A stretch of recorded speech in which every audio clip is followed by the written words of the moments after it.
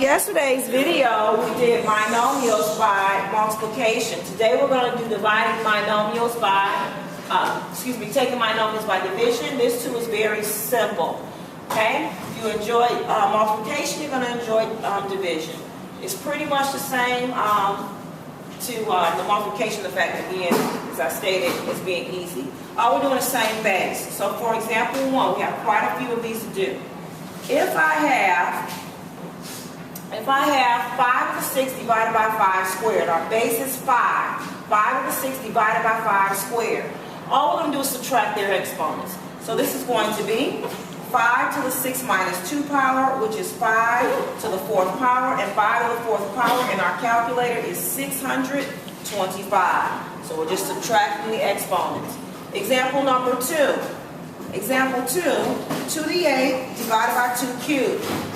2 to the 8 divided by 2 cubed, again, because we're dividing with the same base is 2, the exponents are 8 and 3. So 2 raised to the 8 minus 3 power, which is 2 raised to the 5th power. And if you put that in your calculator, 2 raised to the 5th power is going to be 32. Example number 3.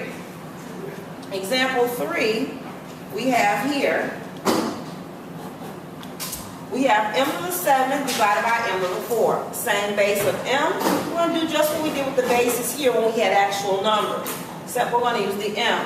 So this will be m to the 7 minus 4 power, or m cubed is our final answer. All right, let's look at example number 4.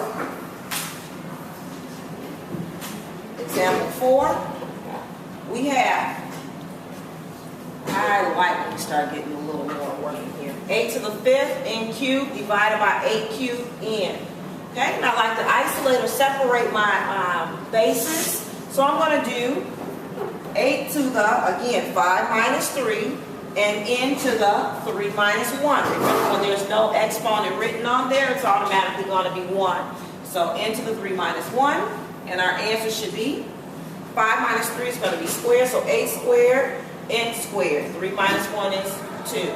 And you should simplify the 8 squared to be 64, because 8 times 8 is going to be 64. So your final answer should be 64n squared. 64n squared after we square the 8. Example number 5. We have here 3 to the 4th divided by 3 to the 9th. 3 to the 4th minus 3 to the 9th again, because they have the same base of 3 with the exponents of 4 and the exponent of 9. We're going to subtract, and that's going to be 3 raised to the 4 minus 9th power, and we're going to have 3 raised to the negative 5th power.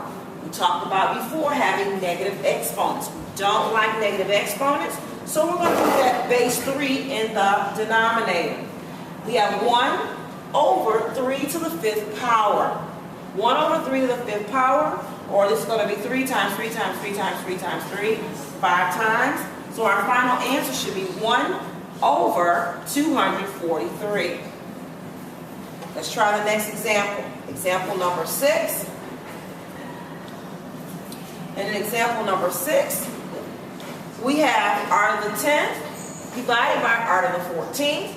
And again, because we have the same base of r, we're going to subtract their exponents of 10 and 14. So we're going to have r raised to the 10 minus 14 power, which is going to be r raised to the negative 4th power. We don't like negative exponents. We need to get rid of that. So we're going to put the r in the denominator, r to the 4th power in the denominator, and we'll have 1 over r to the 4th power. And this is our final answer there. I didn't circle these, but those are your final answers. So let's look at the next example. So here we have, this is one that really gets fun to me. 10 to the 5th, p to the 6th divided by 10 to the 8th, p squared. Same basis, I'm going to collect and put those together because it's easier for me to see what's going on. So I'm going to do 10 raised to the 5 minus 8 power, and then p raised to the 6 minus 2 power. 10 raised to the 5 minus 8 is going to be 10 raised to the negative 3rd power. 6 minus 2 is 4, so it's going to be 10 raised to the negative 3rd, p to the 4th power. Again, we don't like that negative third power for the 10, so guess where it goes? The denominator. And so what are we going to have here? I'm going to simply have p stay in the numerator, so p to the 4th, and then 10 to the 3rd in the denominator. Okay? And I want to take 10 times 10 times 10. So for my final answer, I should have p to the 4th over 1,000. And this is our final answer here. Let's try a few more examples. Example number 8. Okay? We have r to the 9th, t to the 13th, v to the 9th, divided by r cubed, t to the 20th, v to the 11th power. Again, I like to collect the same variable. So here I'm going to have r to the 9 minus 3 power. And again, notice how I've been putting the numerator first minus the denominator. Okay? And then t to the 13 minus 20. And then v to the 9 minus 11th power. And then we get 9 minus 3 is the r to the 6. T to the negative 7, v to the negative 2nd power. Again, we don't like the t and the v being negative, having negative exponents, so they will go to the denominator.